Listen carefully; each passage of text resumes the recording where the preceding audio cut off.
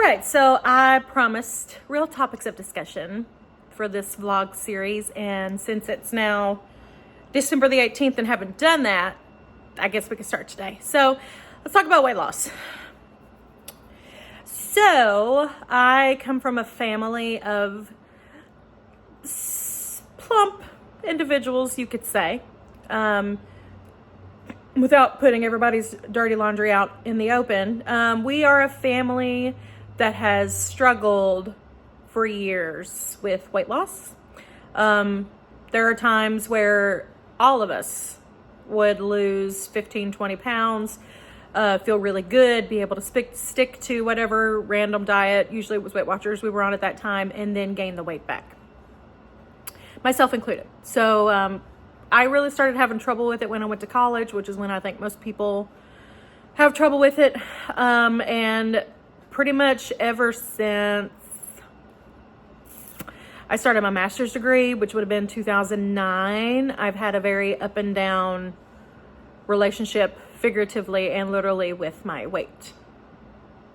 It wasn't really a big deal until this past year when I started showing signs for pre-diabetes and pre-hypertension. So when I went and had my yearly physical exam in August, the doctor, who I love, by the way, and who is very body positive and like fat positive and all that kind of stuff, she was like, I'm not going to tell you to go on a weight loss medication because I don't think you need it yet. Let's try to lose some weight the old-fashioned way, diet, exercise, and try to get your numbers under control. Well, that was in August, and that's when I started around 9,752 of a weight loss journey. And I've lost 5 pounds since August. So not exactly ideal. I, for the most part, am cyclical in following the diet. I am also seeing a dietitian and a therapist because we are digging into my psychological problems with weight loss. In particular, we think there's probably some binge eating disorders going on. I wouldn't say it's anything drastic, but definitely shows signs of like binge eating disorder. So that's super fun. I always was just like, I'm just gonna have like a huge meal. But then that huge meal like got to the point where I couldn't stop eating. And even though I knew I should, I just kept shoveling it in and then felt horrible after, mentally and physically. And that's happened way more than once. So we're working into the psychological ties behind that. But considering that I am not losing weight based off what we discussed, I met with my dietitian today, and he is recommending me look into weight loss medication. And if you have talked to me over the past, like since August, really, I've been very anti weight loss medication for myself. Like if you want to do it, go on, girl, you do it. But I was very against it for myself because I thought I could do it on my own. And I was like, just buckle down. I'm just going to buckle down. I'm going to buckle down. I'm going to follow my weight loss plan. I'm going to follow my calorie requirements. I'm going to work out. And I don't do that. So, yeah. Apparently I can't really do it on my own, and that's really hard to say because I'm pretty independent and I'm very stubborn and strong-willed. But I have wondered, particularly the past few months, why do I continue to make these food choices when I'm really like stressed out and stuff like that.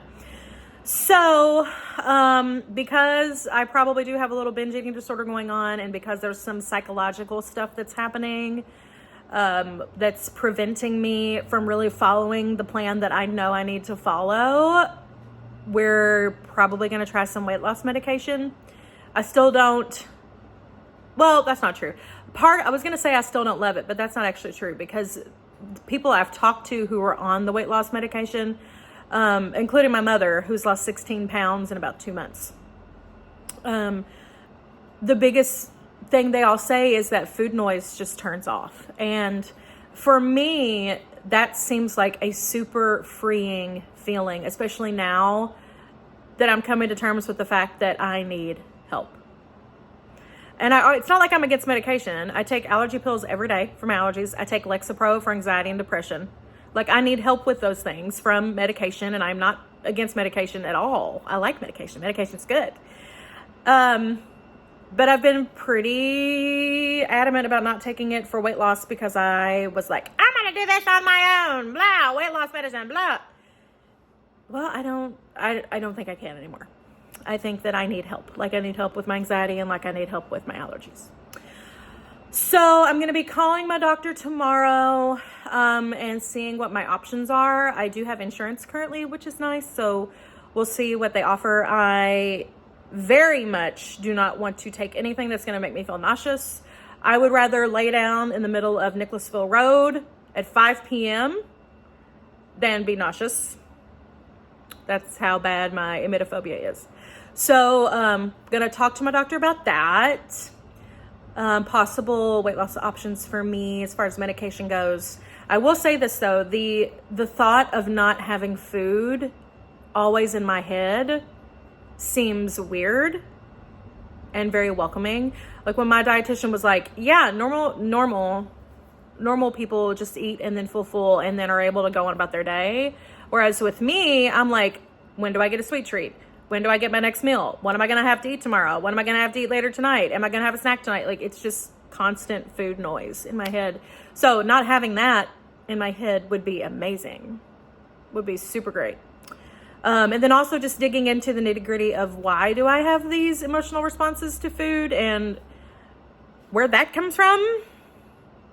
So yeah. And not having binge eating disorder. That would be really cool. So, because I would like to live a nice, long, healthy life. I would. So yeah, tomorrow I'm going to call, and tonight I'm going to do some journaling and some praying and try to like wrap my head around all this news, like the binging disorder news, the weight loss medication news, coming to grips with the fact that I do need help and it's okay to need help with this. Yeah, we got a lot of thinking to do, but we'll see what happens.